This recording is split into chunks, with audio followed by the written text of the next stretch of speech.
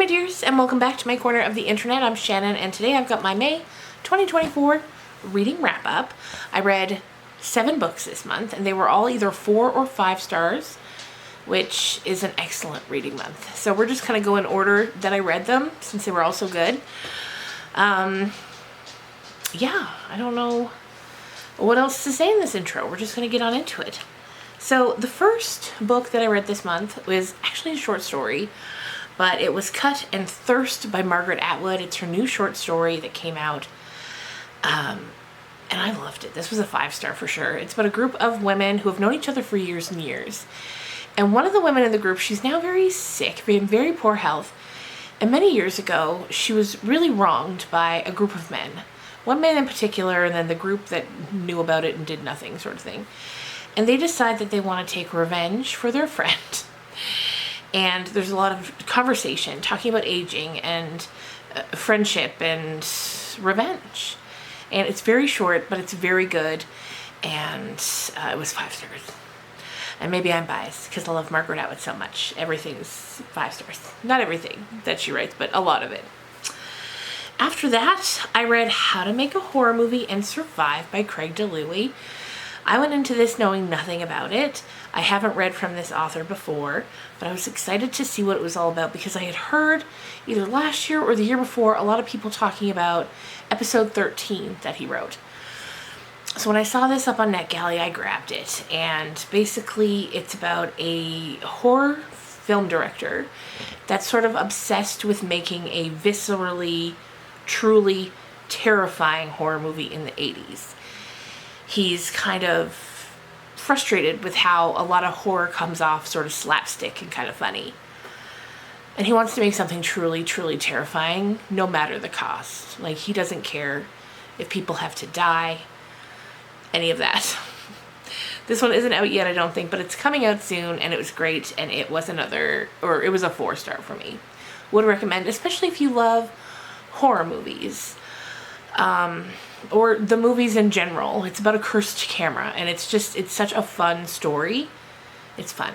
It's gruesome, but it's fun, and I would definitely recommend. Well, next up, we got this one here in person. I did a reading vlog for this one, and this is The Pisces by Melissa Broder. This one's hard to sort of talk about in a small blurb. It's about a woman who's been working on her dissertation to get her PhD for, I think, 9 years. And she's going through it. She goes through a breakup, and she wants to kind of get away for a while. And so she goes to her sister's house, sort of across the country, to spend the summer while her sister and her husband are away, and this woman is going to dog sit. It's a ride. It's a wild ride. There's a merman involved.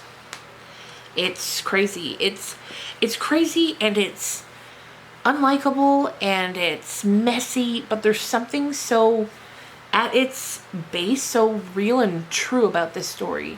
There are things that the author writes that, if you're anything like me, or even in many different ways, I feel like there's something in here that everybody will resonate with if you can get past how unpleasant it is. I really liked it. This is an interesting author, and it's kind of keeping with my theme for 2024 of reading a lot of books about unhinged women, weird books about weird things, and this definitely fits under that umbrella. And this one was a 4-star for me. After that, I read I Was a Teenage Slasher by Stephen Graham Jones. I'm going to keep it reined in today because I love him so much. But we're not gonna go on and on about it, okay? We're not gonna do it. This was great. If you've read any Stephen Graham Jones in the past, I would definitely recommend this. If not, I think this is a great place to start. There's the Indian Lake trilogy, which is excellent, but this is a good starting point to get a feel of his writing, which is incredible. He's an incredible talent. I think in the future, people will look back at him as one of the greats. He's not for everybody, but he's for me. And maybe he's for you too. This is about, well, like the title tells you, I was a teenage slasher. It's sort of told from the point of view of this teenage boy who turns into a teenage slasher. But it's more than that. It's like a coming of age story. It goes deeper. You're rooting for this kid to not be doing what he's doing, but also kind of what he's doing. It's hard to talk about without saying too much. This one, again, isn't out yet, but it's coming out soon. And this took a look at the slasher genre in a way I have never, ever, ever, ever seen done before. He's so creative. So clearly, that was a 5-star for me. Next up, we had Things Don't Break on Their Own. This was the story. This was a 4-star for me. I kind of went back and forth between 3 or 4 because I didn't like the final reveal, but I liked the rest of the story up until then. So I gave it a 4 because I think the final reveal will work for some people. It just didn't work for me. But it's about this girl whose sister vanishes into thin air when they're teenagers. And then you're kind of going back and forth between the present day when there's about to be a dinner party and into the past where you're getting all the info about this girl and her sister. And then later you get from the sister's point of view. And then there's a friend you get info from. And it's quick-paced. It was different than I thought it was going to be based on the blurb, but like in a good way. I really liked it. It kept me guessing. Then we ended on 2 5-stars, I think. Did we? Yeah, we did. So after that one was My Husband by Maud Ventura. This is again in keeping with the Unhinged Women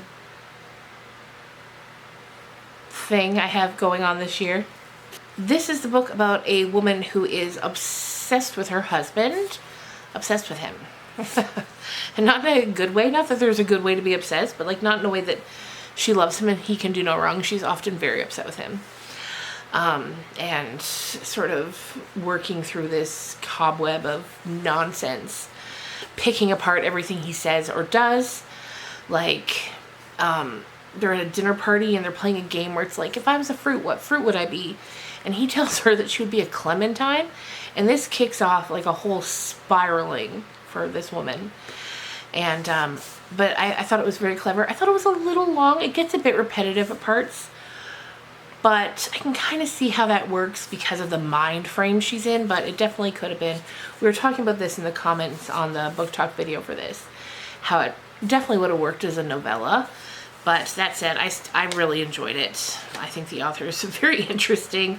And there's a great sort of reveal in the epilogue. Enjoyed it a lot. And then finally we have the last book I read this month, and that is The Invisible Life of Addie LaRue by B.E. Schwab. I loved this a lot. I read it for a podcast episode on my podcast that I had with my friend Krista.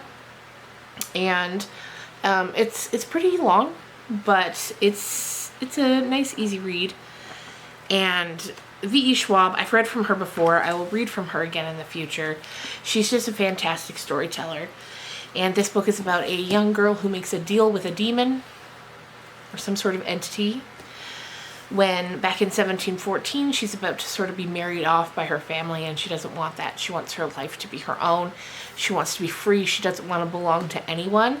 But of course, when you're making a deal with a demon, an entity, whatever it is, you have to be very specific. Because if you're selling your soul, they're going to want that as soon as possible. And so they're going to want to make your wish or your deal or whatever as miserable as possible so that you will be ready to move it into the afterlife with them. And there's just, I can't imagine the amount of time it takes to plot and plan such a book. Because there's just, it goes back and forth in time all over the place, and it's just so beautifully plotted and planned, and I loved it. So yeah, what the demon does when she's like, I want my freedom, my own life, he makes it so that nobody can remember her. As soon as they turn away from her, there's nothing. It's gone. She is gone from their minds. And so if they were to turn back around, they wouldn't know her. So she has to go through this life being completely unknown, which is of course very lonely, until one day she walks into a out-of-the-way hidden bookshop, and there is a man in there who remembers her. And of course that's very exciting for her after all this time, because it's been since 1714 that nobody's remembered her, and now it's 2014. 300 years, and she's very excited. And the story just kind of goes from there. And I loved it. I loved it. I know so many people loved it. 5 stars for me. It came out a few years ago, but I just now got around to reading it, and I would recommend. Anyway, that's going to do it for me for tonight. I hope you guys had a great weekend. It's Sunday night as I'm filming this, probably Monday when you're seeing it. So let me know in the comments down below how your weekend was, and tell me what your favorite book that you read this month was. And I will see you guys again real soon. Bye.